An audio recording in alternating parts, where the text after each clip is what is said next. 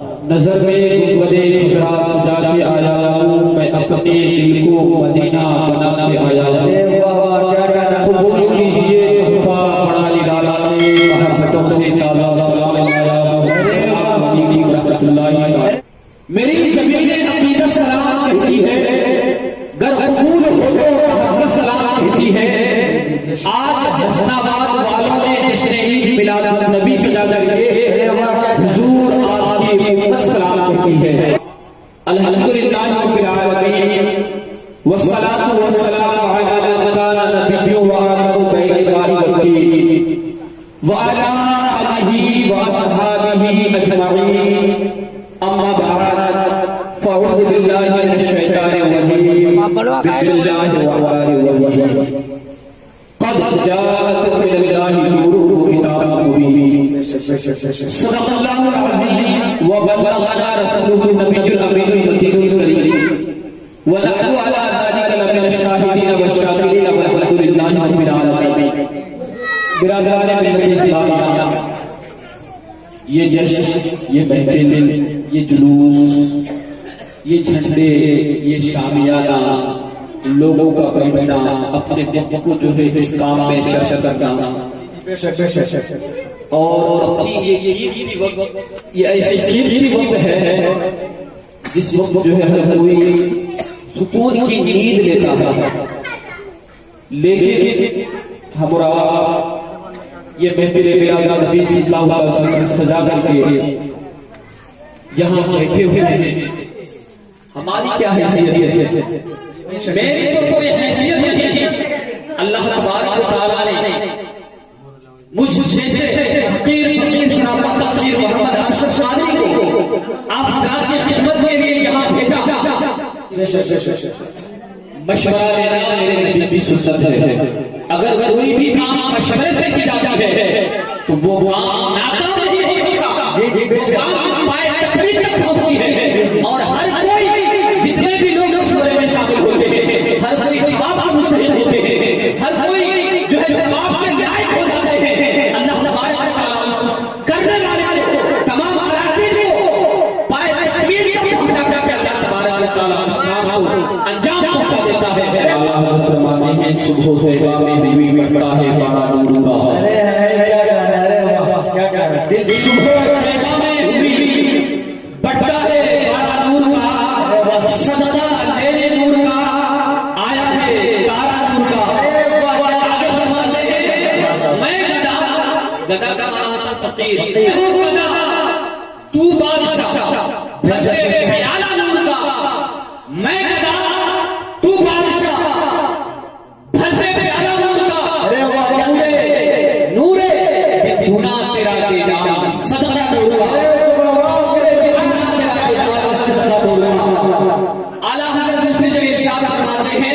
سب سے اعلیٰ والا ہمارا نبی، سب سے اعلیٰ والا ہمارا نبی، دونوں عالم کا دلہا ہمارا نبی۔ کیا خبر کتنے تارے چلے تجھے، پردہ ڈوبے نہ ڈوبا ہمارا نبی، پردہ ڈوبے نہ ڈوبا ہمارا نبی۔ مسلمانوں، میں نے بہت ہی مشہور مقام تقریبا تلاوت کرنے کا شرف حاصل کیا۔ اللہ رب العزت قرآن مقدس میں بیان فرماتا ہے قد جاءکم من اللہ نور وکتاب مبین۔ اس کا معنی یہ ہے، اس کا ترجمہ یہ ہے، اس کو اردو میں یہ کہا جائے گا تحقیق کے تمہارے پاس ایک نور آیا ہے، ایک روشن کتاب۔ جی بے شک تحقیق لفظ قد عربی میں جو ہے لفظ قد یقین کو کہا جاتا ہے، مطلب اس پر یقین کر لو، اس کو اچھی طریقے سے مان لو، اس کو اس طریقے سے مانو کہ کوئی جھٹلا نہیں کسی سے ہو۔ اللہ تبارک و تعالی بیان فرماتا ہے قد جاءکم من اللہ نور وکتاب مبین، آخر میں ارشاد فرماتا ہے کتاب مبین، یعنی وہ کتاب۔ سبحان اللہ، کون سی کتاب؟ تحقیق کے تمہارے پاس ایک نور آیا ہے اور روشن کتاب، ایک نور آیا ہے اور روشن کتاب۔ اللہ تبارک و تعالی نے بیان فرمایا ہے تحقیق کے تمہارے پاس ایک نور آیا اور روشن کتاب۔ اب یہ چیز کہاں ہے؟ یہ چیز قرآن میں لکھی ہوئی ہے۔ اللہ تبارک و تعالی اسی قرآن میں دوسری جگہ ارشاد فرماتا ہے ذالک الکتاب لا ریب، یہ وہ کتاب ہے جس میں کوئی شک و شبہہ کی گنجائش نہیں۔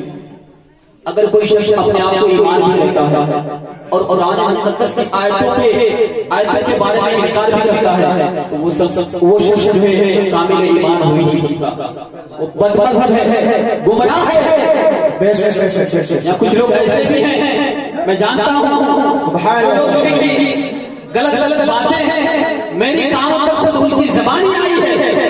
مسلمانوں ذرا غور کرو، اللہ تبارک و تعالی نے سب سے پہلے کس چیز کو پیدا فرمایا؟ آقا کریم صلی اللہ علیہ وسلم نے بیان فرمایا، اللہ تبارک و تعالی نے سب سے پہلے میرے نور کو پیدا فرمایا۔ میرے آقا علیہ السلام بیان فرماتے ہیں کہ اللہ تبارک و تعالی نے سب چیز سے پہلے میرے نبی کے نور کو پیدا فرمایا۔ مسلمانوں اسی نور قیامت کے ظہور سے اللہ تبارک و تعالی نے اپنی کائنات کی تخلیق کی، اسی نور قیامت کے ظہور سے سبحان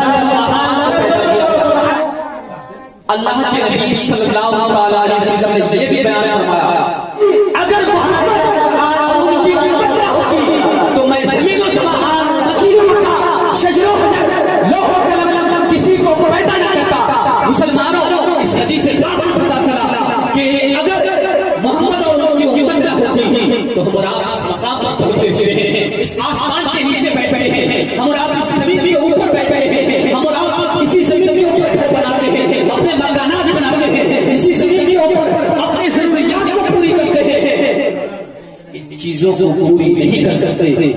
اللہ کے نبی صلی اللہ علیہ وسلم نے بیان فرمایا، اگر محمد اور اس کی امت نہ ہوتی تو میں زمین و زمان مکینوں کا شجر و خضر نہ کسی کو پیدا نہ کرتا۔ مسلمانوں نبی بناتے ہیں، آج جلوس نکالتے ہیں، جلسے چلاتے ہیں، کچھ لوگوں کو بے چینی ہوئی ہے، کچھ لوگوں کو پریشانی ہوئی ہے، کچھ لوگوں کو حیرانی ہوئی ہے۔ جی اپنے نام سنا ہوگا، کون تھا؟ ابو لہب۔ یہ کون تھا؟ ابو لہب یہ کٹر دشمن رسول تھا، اور یہ ہمارے آقا علیہ السلام کا چچا بھی تھا، ہمارے نبی صلی اللہ علیہ وسلم کا چچا ابو لہب چچا ہونے کے ساتھ ساتھ اپنے بھتیجے کو یہ تسلیم نہیں کیا کہ میرا بھتیجا رسول ہے، مرتے دم یہ اقرار نہیں کیا میرا بھتیجا جو ہے رسول ہے۔ مسلمانوں ذرا غور کرو، اس حدیث سے بات کو سنو۔ ابو لہب جب تک اپنی زندگی میں رہا، جب تک اس کی جان جب تک اس کی جان چلتی رہی، تب تک نبی سے دشمنی کرتا رہا، جب تک اس کی جان چلتی رہی تب تک نبی سے عداوت کرتا رہا۔ لیکن جب اس دنیا سے چلا گیا، جب اس کی موت ہو گئی، جب اس دنیا سے وہ جا چکا رہتا ہے، تو اس وقت اس کے گھر والے کچھ عرصے بعد اس کے گھر والے اسے خوابیں دیتے ہیں اور پوچھتے ہیں، اے ابو لہب تیرا کیا حال ہے؟ تو ابو لہب کہتا ہے، اے پوچھنے والے، اے سوال کرنے والے، میں جب سے مرا ہوں، میں جب سے آپ لوگوں سے دور ہوا ہوں، میں طرح طرح کے عذابوں میں مبتلا رہتا ہوں، لیکن پھر یہ میرے عذاب میں کمی ہو جاتی ہے۔ پھر آگے ابو لہب کہتا ہے، ابو لہب کے پاس ایک باندھی تھی، ابو لہب اپنی ایک باندھی رکھا تھا، اس کا نام تھا سویب۔ جب آقا کریم علیہ السلام اس کی تشریف لائے، سویب خوش ہو کر ابو لہب کے پاس آتی ہے اور کہنے لگتی ہے، اے ابو لہب، آج تمہارے مرحوم بھائی عبداللہ کے گھر بیٹا پیدا ہوا ہے۔ ابو لہب خوش ہونے کے بعد یہ سننا رہتا ہے کہ ابو لہب جو ہے جب یہ سوچنا ہے کہ میرے بھائی کے گھر بیٹا پیدا ہوا ہے، گویا کہ میرا بھتیجا اس دنیا میں آ گیا ہے، یہ سننا ہوتا ہے تو وہ خوشی محسوس کرتا ہے۔ جو خوشی محسوس کرتا ہے، خوشی محسوس کرنے کے ساتھ ساتھ وہ یہ کہتا ہے کہ اے سویبہ، میں نے ان کو آزاد کر دیا۔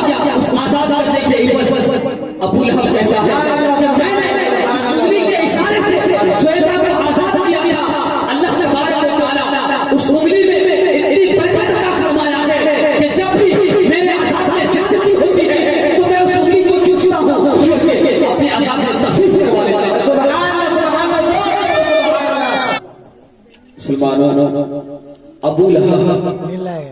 صرف ایک لمحے کے لیے خوشی ظاہر کیا جب ہمارے آقا زمین پر تشریف لائے، صرف ایک لمحے کے لیے اپنے آپ کے اندر خوشی ظاہر کیا، جس انگلی کے اشارے سے اس نے اپنی باندھی کو آزاد کیا، جب اس کے عذاب میں جو ہے بڑھوتری ہوتی ہے، جب اس کے عذاب میں بہت زیادتی ہو جاتی ہے، تو وہ ابو لہب کٹر دشمن رسول جو اپنی پوری زندگی نبی کی دشمنی میں گزاری، نبی کے ساتھ عداوت رکھی، جب اس کے عذاب میں زیادتی ہوتی ہے تو وہ اس انگلی کو چوستا ہے، اس انگلی کے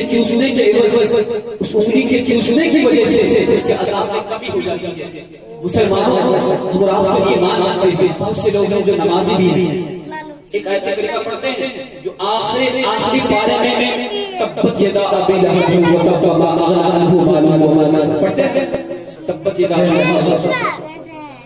پڑھتے ہیں جی جی اسی آیت کریمہ میں اللہ تبارک و تعالی قرآن مقدس میں بیان فرما رہا ہے، تباہ ہو گئے ابو لہب کے دونوں ہاتھ۔ جب اللہ تبارک و تعالی قرآن میں اس بات کو بیان فرماتا ہے، غور سے سننا، میری بات قرآن و حدیث کے خلاف نہیں ہوگی، میں وہ بات نہیں کہوں گا جو قرآن و حدیث کے خلاف ہو، میں وہی بات آپ حضرات کے سامنے، آپ حضرات کی خدمت میں حاضر کروں گا جو قرآن و حدیث کی روشنی میں ہوگی، چاہے کچھ لوگ رہ جائیں لیکن میں قرآن و حدیث کی روشنی میں ہوں گا۔ یہ ایسی محفلیں روزانہ نہیں ہوتی، ہمارے آقا علیہ الصلوۃ والسلام نے بیان فرمایا جہاں ذکر الہی ہوتا ہے وہاں صرف انسان ہی نہیں بلکہ اللہ کے مقدس رشتے بھی حاصل ہوتے ہیں۔ مسلمانوں یہی تک محدود نہیں، وہ مقدس رشتے جو ہے اپنے نورانی و عرفانی پروں سے اہل محفل کو جتنے بھی لوگ محفل میں ہوتے ہیں سب لوگوں کو اپنے نورانی پروں سے چھاپ لیتے ہیں۔ اب سنو بخشش فرمانا، جب محفل ختم ہو جاتی ہے، ایسے بیٹھے جب محفل ختم ہو جاتی ہے وہ فرشتے روئے زمین سے اللہ تبارک و تعالی کی بارگاہ میں حاضری کی سعادت حاصل کرتے ہیں اور عرض کرتے ہیں اے پروردگار عالم فلاں انسان فلاں جو ہے فلاں انسان تیرے اور تیرے پیارے نبی صلی اللہ علیہ وسلم کو اذکار میں رہے تھے۔ مسلمانوں اللہ تبارک و تعالی ارشاد فرماتا ہے اے فرشتوں تم گواہ بناؤ میں نے ان تمام لوگوں کو بخش دیا ہے۔ مسلمانوں یہ ایسی ویسی محفل نہیں ہے، یہ ایک بخشش کا ذریعہ ہے، جہنم سے آزادی کا ذریعہ ہے۔ لوگ یہی سوچتے ہیں کہ نماز پڑھنے ہی جنت میں جائیں گے، کیا پتا اللہ تبارک و تعالیٰ کو اپنے بندوں کا کون سا ادا پسند آ جائے اور اس بندے کی اس ادا کی وجہ سے اسے جنت میں داخل کر دیتے ہیں۔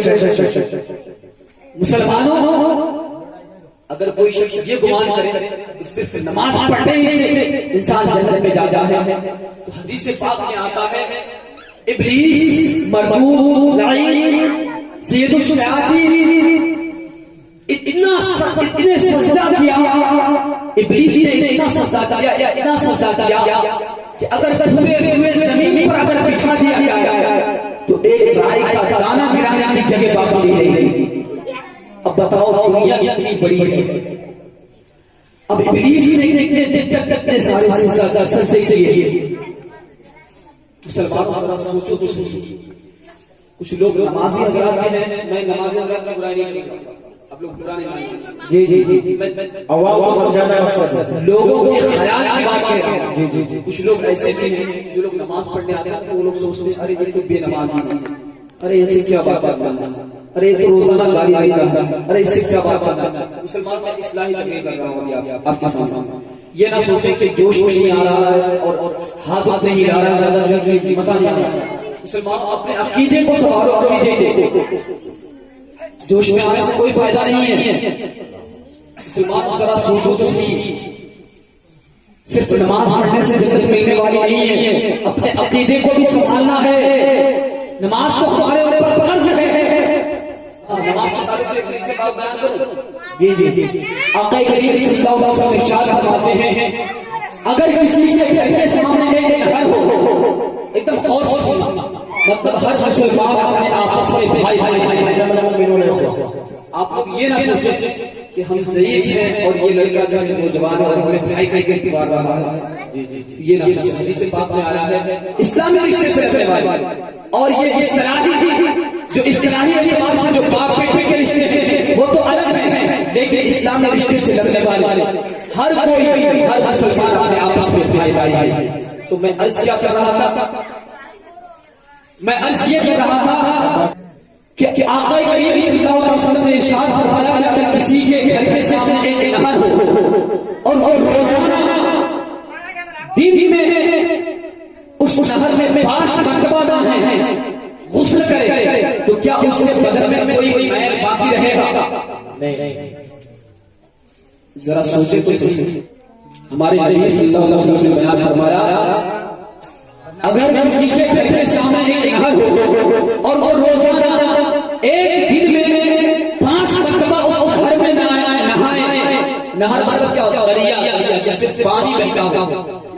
اگر کسی کے گھر کے سامنے ہو اور وہ روزانہ ایک دن میں 5 مرتبہ غسل کرے، کیا اس کے جسم میں کوئی میل باقی رہے گا؟ تو صحابہ کرام رضوان اللہ تعالی علیہم اجمعین نے عرض کیا یا رسول اللہ صلی اللہ علیہ وسلم اس کے جسم میں کوئی میل باقی نہیں رہے گا۔ تو ہمارے آقا علیہ الصلوۃ والسلام نے بیان فرمایا، کیا خوب بیان، سوچو تو صحیح مسلمانوں، ہمارے نبی علیہ الصلوۃ والسلام نے ارشاد فرمایا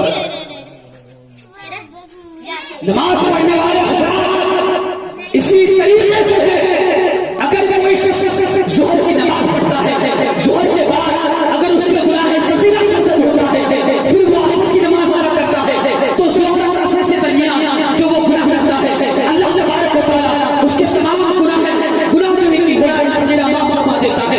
پھر کوئی شخص نماز ضرور پڑھنے کے بعد اور نماز عشاء ادا کرتا ہے اور نماز ضرور اور عشاء کے درمیان جو گناہ اس سے سرزد ہوتے ہیں وہ گناہ اللہ تبارک و تعالی اس کے معاف فرما دیتا ہے۔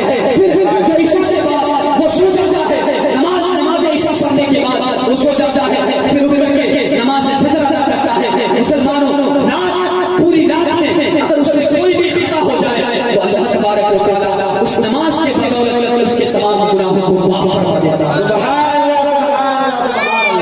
مسلمانوں سوچو تو صحیح، نماز ایک ذریعہ ہے، نماز ایک ایسی عبادت ہے جو گناہوں سے بچاتی ہے، نماز ایک ایسی عبادت ہے جو لوگوں کو متقی اور پرہیزگار کرتی ہے، نماز ایک ایسی عبادت ہے جو اللہ تبارک و تعالی سے قریب کراتی ہے۔ مسلمانوں کو آج قائل ہو چکے ہیں، آج نماز پڑھنے سے ڈرتے ہیں، آج نماز کے قریب جانے سے دور بھاگتے ہیں۔ مسلمانوں سوچو تو صحیح، اگر ہر کسی کے گھر ہر کوئی نماز پڑھنا شروع کر دے، مسلمانوں آج آپ حیران و پریشان کیوں ہیں؟ آج آپ یہ سوچتے ہیں مودی ظالم ہے، یوگی ظالم ہے، ہر کوئی ہر بڑا ظالم ہے، آج مسلمانوں کے اوپر ظلم ہو رہا ہے۔ آج کوئی بندہ ہاتھ اٹھا کر کے خدا کی بارگاہ میں دعا نہیں کرتا، مسلمانوں دعا کو حج نہیں کرتا ہے، لیکن دعا اللہ تبارک و تعالی کے بارگاہ تک پہنچتا نہیں ہے۔ اللہ تبارک و تعالی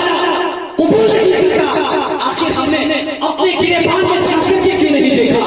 ہم نے یہ نہیں سوچا کہ آخر ہماری جو دعائیں مانگی جا رہی ہے اللہ تبارک و تعالی قبول کیوں نہیں کر رہا ہے؟ مسلمانوں آج تو ہمارے اندر اتنی خامیاں ہے، اتنی غلطیاں ہیں کہ ہمارا صرف اور صرف دوسرے کے عیب تراشتے ہوئے نظر آتے ہیں، دوسرے کی برائیاں تراشتے ہوئے نظر آتے ہیں، اپنی برائیاں کسی شخص کو نظر نہیں آتا۔ ارے فلاں شخص اس کو تو گالی دے رہا ہے، ارے فلاں شخص ایسا کر رہا تھا، ارے فلاں شخص ایسا کر رہا تھا۔ مسلمان چغل خوری کی سزا آتے ہیں، چغل خوری کا گناہ کبیرہ ہے، الغیبۃ اشد من الزنا۔ ماشاءاللہ گناہ کبیرہ وہ آپ کو اللہ تبارک و تعالی نے 70,000 سال جلایا، جس آپ کو سرخ لال کہتے ہیں وہ بہت زیادہ، پھر اسی آپ کو اللہ تبارک و تعالی نے 70,000 سال تک پھر جلایا، پھر اس آپ کو اللہ تبارک و تعالی نے سیاہ سیاہ کم کالا، اس میں کچھ دکھائی نہیں۔ دنیا کی آگ کی کیا حقیقت ہے مسلمانوں؟ آج اگر انگلی اگر آگ پر پڑ جائے تو ہماری جان نکل جاتی ہے، لوگ پریشان ہو جاتے ہیں، بہت زیادہ درد ہو رہا ہے۔ مسلمانوں سوچو تو صحیح، اللہ تبارک و تعالیٰ نے قرآن مقدس میں بیان فرمایا وقودها الناس والحجارہ، تکلیف کافی بتاؤ، اللہ تبارک و تعالیٰ نے ارشاد فرمایا کہ میں نے جہنم کے لیے انسان اور پتھر کو جہنم کا ایندھن بنایا۔ آج آپ دنیا میں جو آگ جلاتے ہیں اس آگ کو بلند کرنے کے لیے ہمارا لکڑی کا استعمال کرتے ہیں، لکڑی کا جو ہے لکڑی سے مدد لیتے ہیں یا گیس سے مدد لیتے ہیں یا کسی چیز کے ذریعے کو بلند کرتے ہیں۔ مسلمان اللہ تبارک و تعالیٰ جب جہنم میں آگ جلائے گا تو کسی لکڑی کو نہیں، کسی گیس کو نہیں، کسی اور چیز کی مدد نہیں لے گا، بلکہ اللہ تبارک و تعالیٰ انسان اور پتھر کے ذریعے جہنم کی آگ کو بلند کرے گا۔ سبحان اللہ۔ آج ہمارا گناہوں میں ملوث ہے، میرا یہ موضوع ہی نہیں ہے، لیکن کیا کریں، ایسے ماحول ہو رہا ہے تو اسلامی حدیث کرنی پڑتی ہے۔ میں اپنے موضوع پر آ رہا ہوں۔ مجھ سے قبل کسی حضرت نے جو ہے یہ بھی بیان کیا کہ جب آقا کریم صلی اللہ علیہ وسلم دنیا میں تشریف لائے تو اس وقت حضرت جبریل علیہ السلام اس روئے زمین پر تشریف لائے، ایک مشرق دوسرا مغرب تیسرا خانہ کعبہ کے چھت پر پڑھنے گئے۔ مطلب اللہ تبارک و تعالیٰ نے حضرت جبریل علیہ السلام کو حکم دیا، اے جبریل میرا محبوب روئے زمین پر تشریف لا چکا ہے، اے جبریل تو روئے زمین پر جا اور ایک جھنڈا مشرق میں جانے، دوسرا جھنڈا مغرب میں جانے اور تیسرا جھنڈا خانہ کعبہ کے چھت پر بلند کر دے۔ سبحان اللہ۔ مسلمانوں آج کچھ لوگ اعتراض کرتے ہیں، کچھ لوگ یہ کہتے ہیں جلسے جلوس عید میلاد النبی جھنڈے ہوئے سب بھی گناہ کبیرہ بدعت ناجائز حرام اس طریقے کے فتوے دیتے ہیں۔ مسلمانوں ذرا سوچو تو صحیح، جس کام کو سجدۃ الملائکہ نے کیا ہو، فرشتوں کا سردار جبریل امین کو سجدۃ الملائکہ کہا جاتا ہے، روح الامین کہا جاتا ہے، ان کو فرشتوں کا سردار بنایا گیا ہے۔ وہ فرشتے جن کو نور سے پیدا کیا گیا ہے، وہی جبریل امین جو فرشتوں کے سردار ہیں، اللہ تبارک و تعالیٰ نے اس کو حکم دیا، جبریل علیہ السلام کو حکم دیا، حضرت جبریل علیہ السلام تینوں کے تینوں جھنڈے اللہ تبارک و تعالیٰ کے حکم کے کامل ملتے ہوئے ان کے مقامات پر جھنڈے نصب کر دیے۔ مسلمانوں آپ سوچو تو صحیح، یہ سنت ہوئی کس کی؟ جھنڈے لگانا آپ لوگ بتائیں کس کی سنت ہوئی؟ ابھی حدیث پاک آپ نے سنی، یہ سنت کس کی؟ جبریل علیہ السلام فرشتوں کو بولے کس کی سنت ہوئی؟ حضرت جبریل علیہ السلام کی یہ سنت ہوئی۔ مسلمانوں جو بھی کام آقا کریم صلی اللہ علیہ وسلم نے کیا اس کو حدیث کہتے ہیں، جس کام کو آقا کریم صلی اللہ علیہ وسلم نے صحابہ کرام کو کرتے ہوئے دیکھا اور اس پر روک نہ لگائی اس کو بھی حدیث کہتے ہیں۔ مسلمانوں جس طریقے سے آقا کریم صلی اللہ علیہ وسلم نے نماز ادا کی، اپنے کردار کو ادا کیا، اسی طریقے پر اگر انسان عمل کرے تو اس کو سنت کہا جاتا ہے۔ مسلمانوں اسی طریقے سے درود و سلام پڑھتے ہیں، مصطفیٰ جان رحمۃ اللہ علیہ وسلم یا نبی سلام علیکہ۔ مسلمانوں یہ کیا سے ثابت ہے؟ یہ قرآن سے ثابت ہے۔ اللہ رب العزت قرآن اپنے اس میں بیان فرماتا ہے ان اللہ و ملائکتہ یصلون علی النبی یا ایھا الذین آمنوا صلوا علیہ وسلموا تسلیما۔ اللہ رب العزت سے ارشاد فرماتا ہے، اس کا معنی یہ ہوگا کہ اللہ اور اس کے فرشتے غیب بنانے والے نبی پر درود و سلام بھیج رہے ہیں۔ مسلمانوں کو تاکید کی جا رہی ہے، اے ایمان والو تم بھی ان پر درود و سلام بھیجا کرو۔ مسلمانوں ذرا سوچو تو صحیح، وہی قرآن ہے جس قرآن کے بارے میں اللہ رب العزت اسی قرآن میں ارشاد فرماتا ہے ذالک کتاب اللہ لا ریب فیہ، یہ وہ کتاب ہے جس میں کوئی شک و شبہات کی کوئی گنجائش نہیں ہے۔ مسلمانوں اللہ تبارک و تعالیٰ اسی قرآن میں ارشاد فرماتا ہے، کیا ارشاد فرماتا ہے؟ اللہ اور اس کے فرشتے غیب بتانے والے نبی پر درود و سلام بھیج رہے ہیں۔